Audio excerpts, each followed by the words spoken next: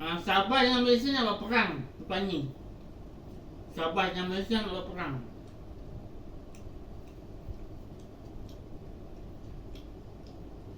Jadi kita beli produk Sabah kan. Alah dah masuk. Maju belakang. Kat mana duk duit?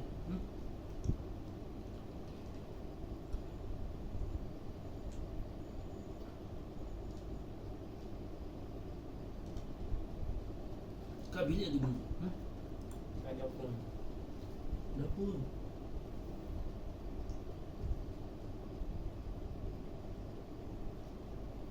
Kalah.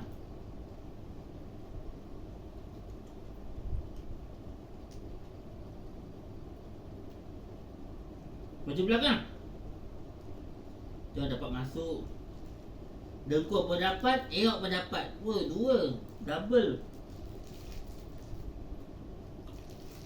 Nanti kau bayar kata orang. Ni buat panaman ni apa? Panaman dengkul. Hantu berdengkul.